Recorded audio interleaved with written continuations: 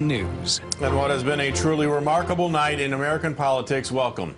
A special edition of 2016 edition of CBS 13 News. The results are trickling in, and history, of course, has been made in the race for the White House. Good evening, I'm Sam Shane. And I'm Christina Janes. All night, we brought you the latest results from across the country and here in Northern California.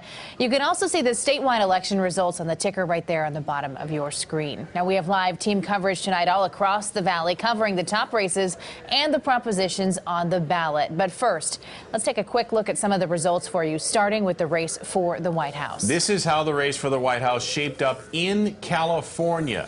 As you can see right now, this is the Presidential Electoral College. I apologize. This is the Electoral College. 270 are needed to win. Donald Trump now has 286 and is now the president-elect of the United States of America.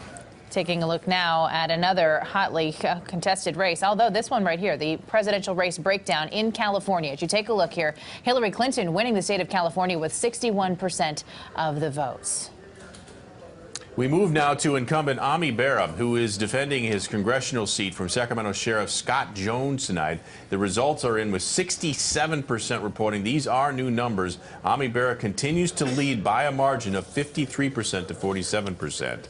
And in the Central Valley, District 10, you can see Jeff Denham with 52% to 48%, holding steady on that now with 64% reporting. So we have new results in that race, but still too close to call. To Stockton now in the race for mayor, as you can see here, 44% of precincts reporting at this point. Michael Tubbs with 71% of the votes. One of the most talked about propositions on the ballot, Proposition 64 to legalize marijuana, 57% reporting. It has passed 56% to 44%, but projections are that it indeed will pass and will become the law of California. Now, Prop 62 repeals the death penalty. Here's how that vote stands. As you can see there, with 58% reporting, 46% of people saying yes, 54% saying no. So repealing the death penalty at this point looks like it will not pass. Very much on a related note, this is Proposition 66. It would change the appeals process for death row inmates.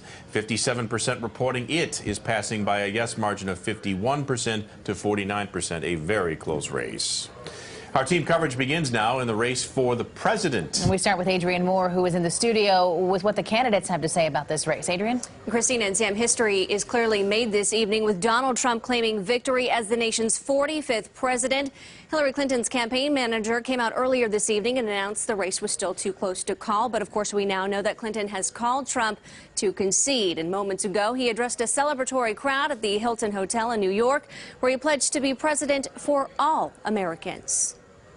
Now it's time for America to bind the wounds of division. Have to get together. To all Republicans and Democrats and independents across this nation, I say it is time for us to come together as one united people. Shortly after 11 o'clock our time, Hillary Clinton's campaign manager John Podesta told supporters at her election night party to go home because the race was too close to call and they would have more on Tuesday.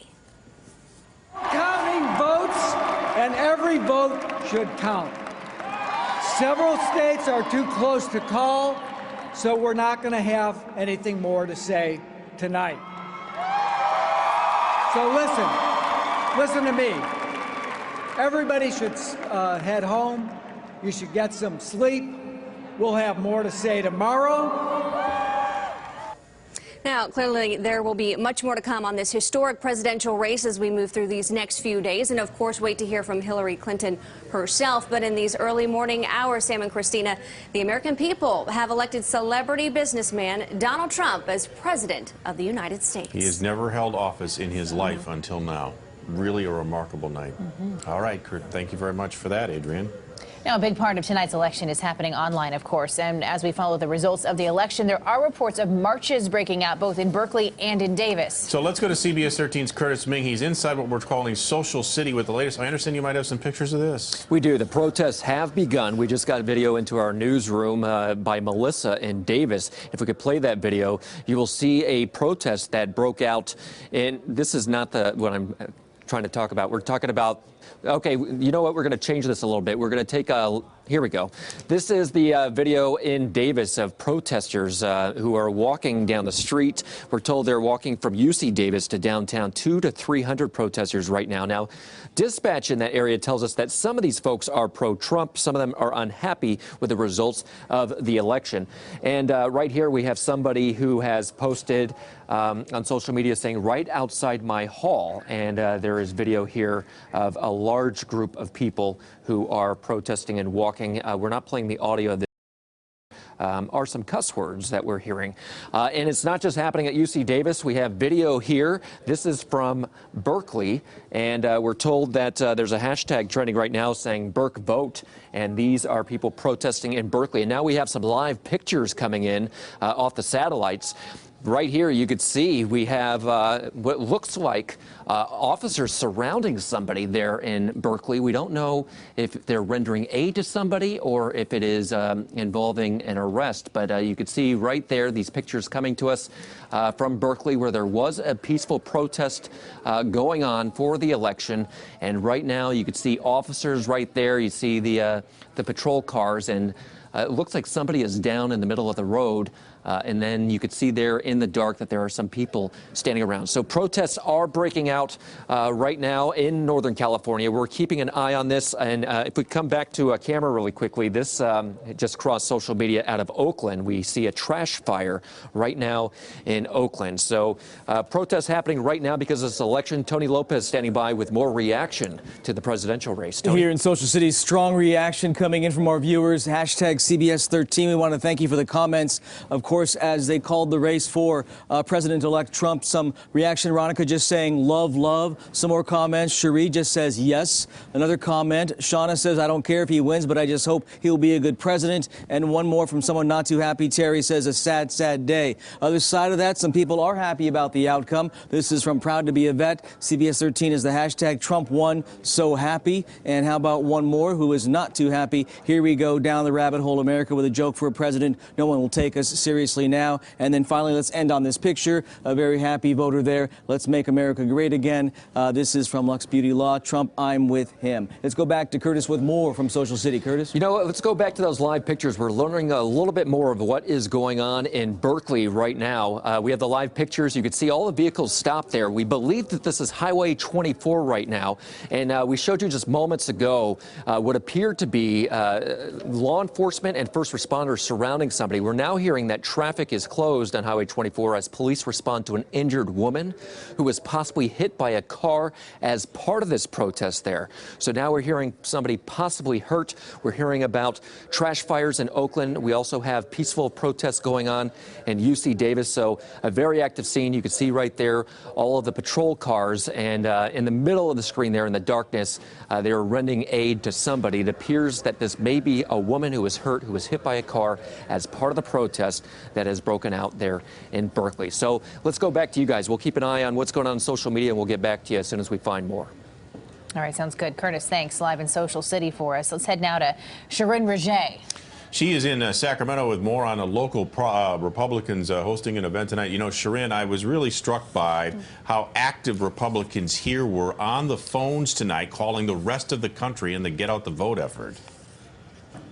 Sam and Christina, the room is cleared out right now, but Sam, as you were just saying, what a remarkable night. No matter how you look at this, a Trump presidency has sent shockwaves around the country. But for those people, like the people that were in this room who have backed Donald Trump from the beginning, who have wanted change, tonight was really their true victory. Take a look at some video that we shot earlier with each battleground state that Donald Trump won tonight. This room erupted in cheers. And finally, when the announcement was made that he is now our next president, people were hugging, others were crying. And yes, for all the folks who have worked so hard making phone calls here in this phone bank, knocking on doors, trying to get people to vote, they could not be more proud of the role they played in tonight's election. Take a listen. All the so-called experts said, guess what? Trump's going to lose, Trump's going to lose, Trump's going to lose. You know what? They didn't think about the American people.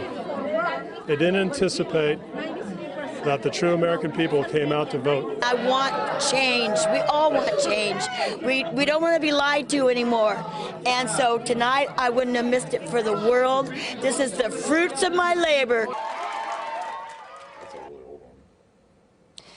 Now, again, this was the most active phone bank in the state, if not the country. So a lot of hard work went into this. And as we've been witnessing as reporters covering this was one of the most divisive campaigns that we've seen. But now it's coming to an end. And supporters say tonight, with the announcement of our new president, they are optimistic for the next 4 years. But they will also keep Donald Trump accountable for all the promises that he's made to the American people. All right, quite a night there indeed. Thanks so much for that, Shirin. And we're going to go to the other side of the aisle here to Kelly Ryan right now. She's live in Sacramento, where local Democrats were holding their event tonight. Kelly?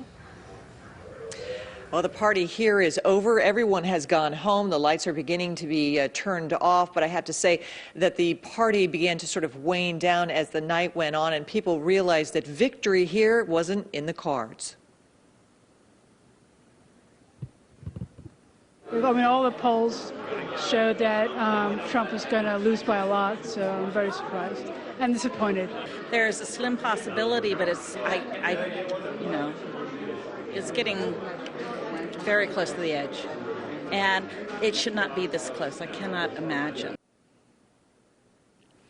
And many supporters later in the evening told me they didn't realize the extent of the anger in the country, which they say led to the rise of Donald Trump and the demise of Hillary Clinton.